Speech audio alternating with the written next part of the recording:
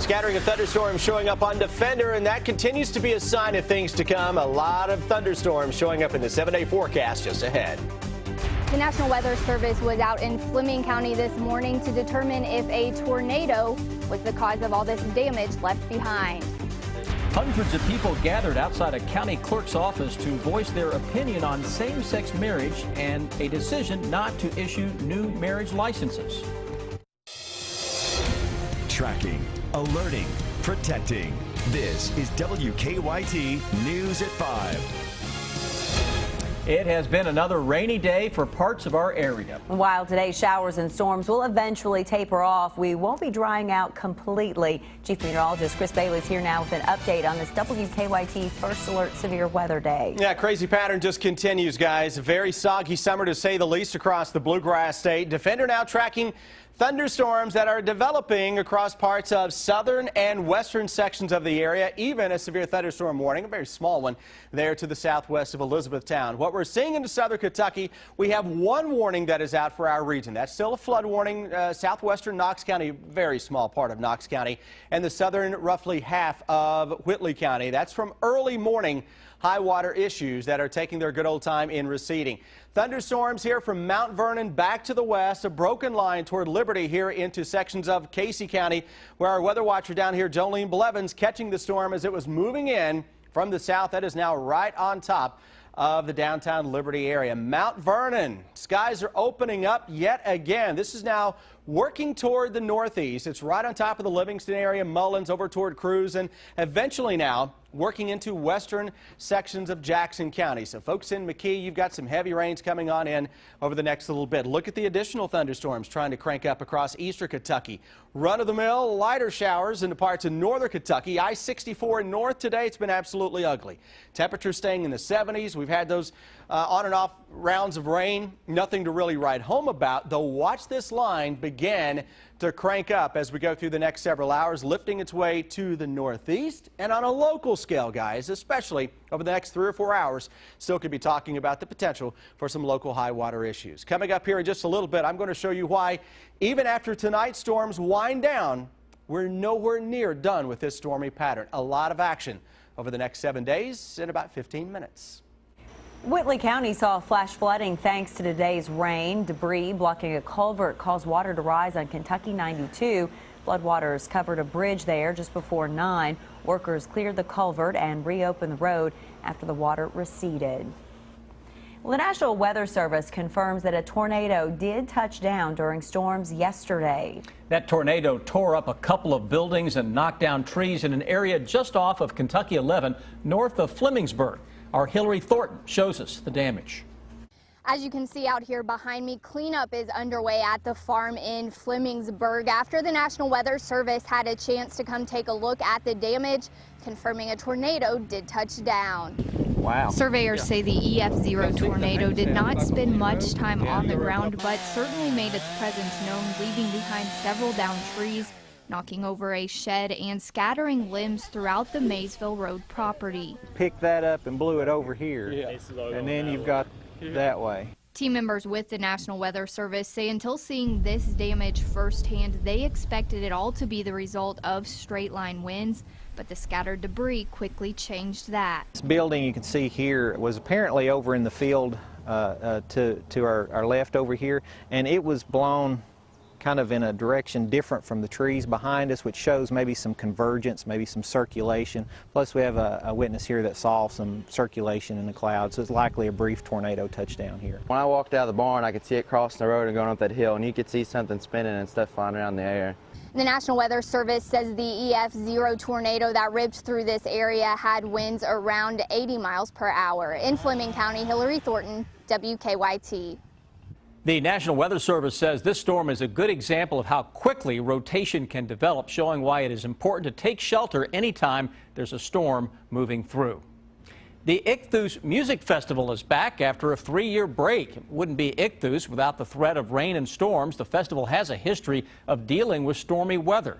At least 5,000 people are expected to attend. Organizers say they have a weather plan in place and can notify people via an app to evacuate in case of a tornado warning. They're going to want to be prepared We will ask people to, get into their cars, to keep safe. That's a great place to be when you're out at your campsite. We want everyone to be safe. And it is at the Kentucky Horse Park this year. It begins today and will run through Saturday. We're always tracking storms on WKYT.com, and you can too. Use an interactive radar to zoom all the way into your neighborhood. Download the WKYT News and Radar apps to keep up with the weather when you're on the go. And share your pictures and video with us. Email them to eyewitness@WKYT.com or use the hashtag KYWeather. Protesters gathered outside a Southern Kentucky courthouse over a county clerk's decision about same-sex marriage licenses. Whitley County Clerk Kay Schwartz is refusing to use new marriage licenses issued after the Supreme Court ruling legalizing same-sex marriage. As WKYT's Sean Moody shows us, people on both sides of the issue showed up to voice their opinion over Schwartz's actions. Amazing grace. Kay Schwartz had no shortage of support after deciding not to issue the new same-sex marriage licenses, instead staying with the opposite-sex licenses. Give your county clerk the support that she needs, that she deserves. That's Casey County Clerk Casey Davis. He's taken a similar stance, not granting any marriage licenses in Casey County. He says signing off on same-sex marriage licenses would violate his freedom of religion. He wants Governor Steve Beshear to move marriage licenses away from clerks altogether. Schwartz agrees. I would love to see it banned, but like I said, they have their right to their belief. I have my right to my belief. So whatever they can do to take it away from my office, then so be it. After the rally ended, a smaller group of protesters began to march.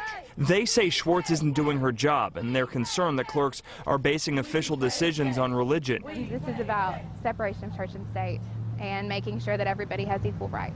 Amber Nash said she agreed with Davis and Schwartz's proposed solution. I wouldn't have a problem with that as long as everybody had to do that and as long as everybody still has the same equal rights. In Whitley County, Sean Moody, WKYT. Well, Schwartz said she plans to go to Frankfort tomorrow to try and get a meeting with the governor. Governor Beshear said last night he would not call a special session and the courts would deal with clerks who did not issue licenses. A crime alert this afternoon. We are tracking the search for a man who held up a Lexington pharmacy this morning. Police say the man had a gun when he went to the Rite Aid on Executive Drive and demanded pills. He ran from the store after the clerk gave him what he wanted. I would consider it pretty brazen to come in the middle of the daytime. A lot of people in and out of the place, multiple employees there. He did produce a handgun. Police describe the robber as a white man in his late 20s or early 30s with reddish hair and a beard. He had on sunglasses and a black and white toboggan and a green shirt. Police say witnesses reported seeing him in the area earlier in the morning.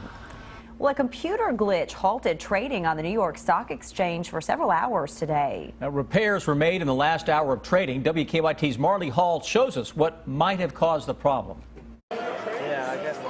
Traders made up for lost time late Wednesday, buying and selling before the closing bell. A computer glitch stopped all trading for several hours in the middle of the day, something not often seen on the floor. It has happened before, the flash crash of a few years ago, but it's never lasted this long. The exchange updated its software last night and solved a minor connectivity issue right before the open, but the system crashed midday. Repairs were made on a stock-by-stock basis. They decided the best thing to do to protect people is to shut the market down. Only about 20% of the stock listed on the exchange is traded here. The other 80% is traded on other platforms. So those transactions still took place. It's a very ugly day in the stock market, but it has nothing to do with the fact that we had a computer glitch. The New York Stock Exchange kept in close contact with Washington during the outage, and both confirmed there was no indication of any cyber attack. Marley Hall, CBS News, New York. Experts say the down day is because of issues in the marketplace in places like Greece, China, and the Federal Reserve. A computer glitch forced United to ground flights across the U.S. this morning. An airline spokesperson says a router issue was to blame, and technicians have since fixed it. United flights remained on the ground for about 2 hours. United has not said how many flights were affected. That glitch did not impact departures out of Lexington. It happened in between Bluegrass Airport's flight schedule. An arriving flight from Houston, though, was delayed. A man is dead after a single car crash. Our county-by-county coverage begins in Clay County. It happened around 1 this morning on Kentucky 80, 5 miles west of Manchester. State police say Nelson Collier lost control of his minivan, dropped off the shoulder, and slammed into a rock embankment. He died at the scene. Police say he wasn't wearing a seat belt. In Pike County, a shooting sends one man to the hospital and another to jail. State police say 28-year-old Ronald Wolford shot Cloyd Blankenship in the Phelps community last night. Wolford is charged with assault. Blankenship suffered non-life-threatening injuries. NASCAR fans will converge on Kentucky this weekend. The Quaker State 400 will run at Kentucky Speedway. Drivers have been waiting all day for a chance to get on the track, but the weather is not cooperating.